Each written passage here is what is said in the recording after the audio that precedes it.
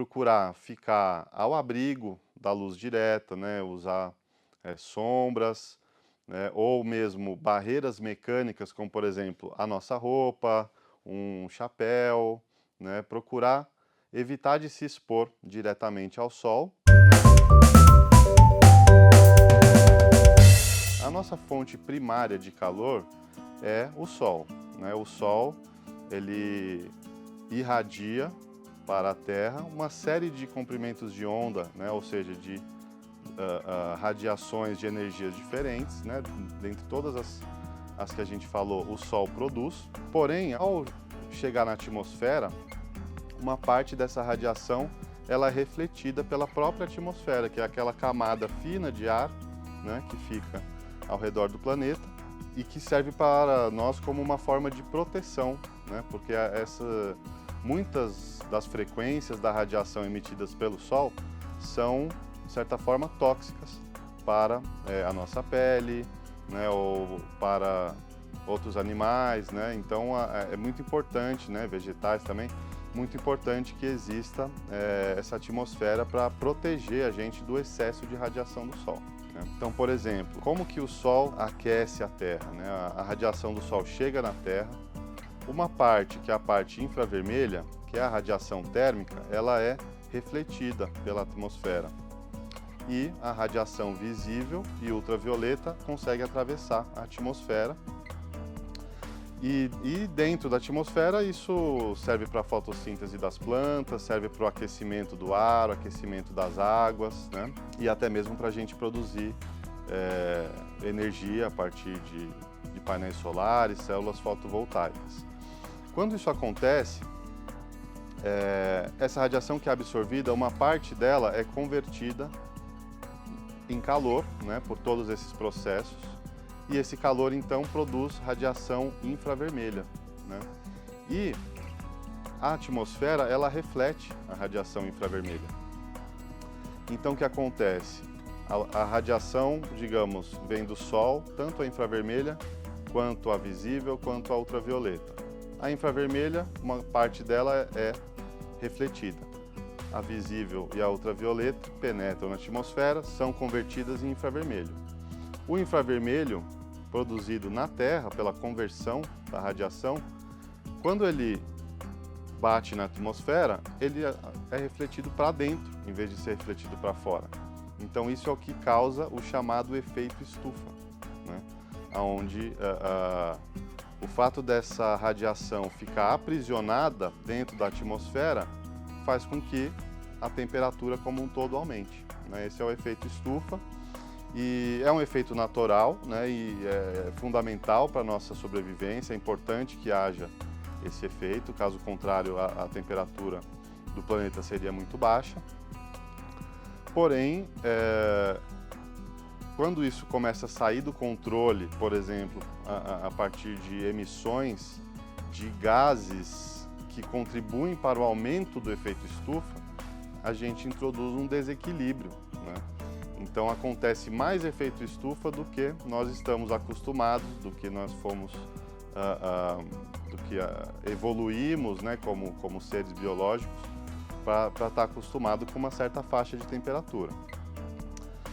Então os gases do efeito estufa, como o monóxido de carbono, né, o dióxido de carbono e o metano, né, eles acabam aumentando esse efeito estufa e, por consequência, aumentando a temperatura média do planeta, né? Então isso que está causando aí mudanças climáticas, né?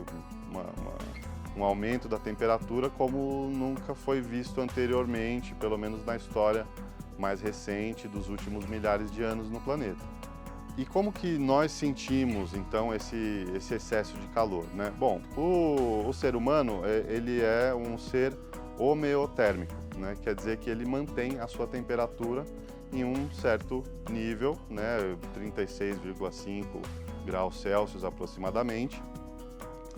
E sempre que o ambiente está numa temperatura, seja abaixo ou seja acima desses 36,5 graus Celsius, o nosso corpo reage para tentar compensar isso e manter ele na temperatura dele, que é essa temperatura de 36,5.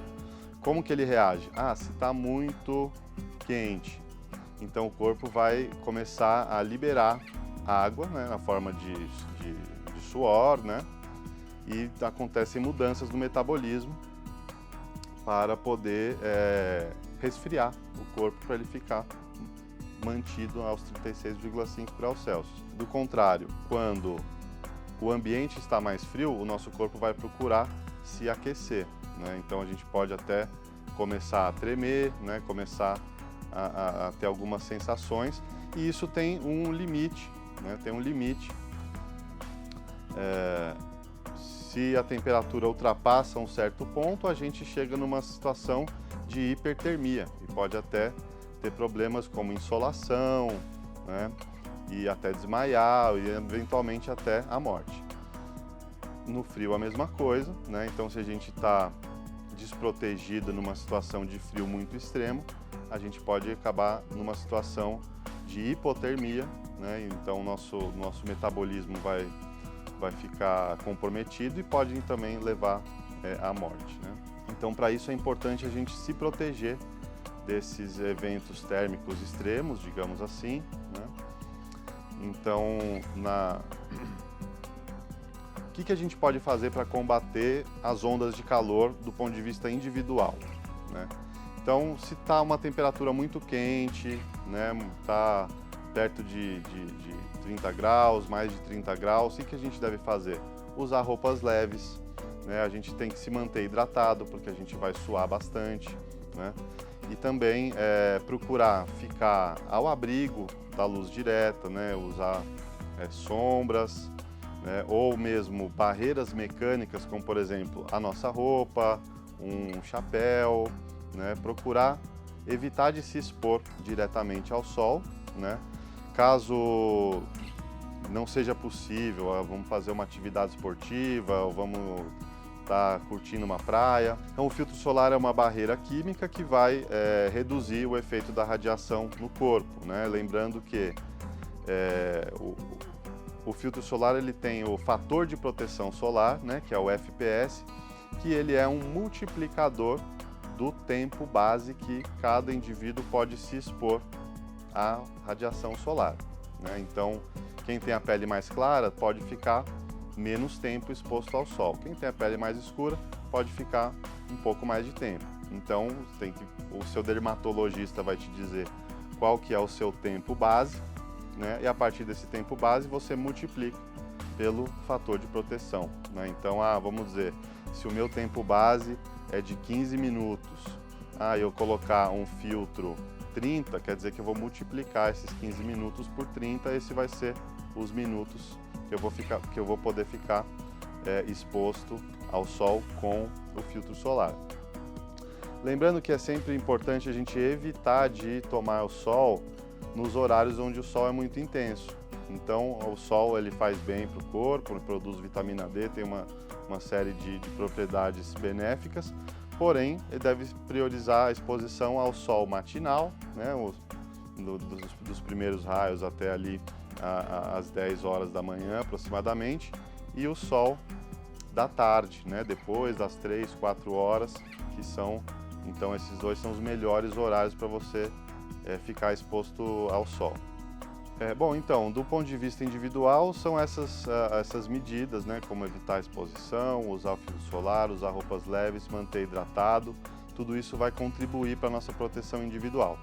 E do ponto de vista coletivo, aí isso envolve diversas questões bastante até complicadas, né? Vai passar por questões sociais, questões ambientais, questões políticas, né? Questões econômicas.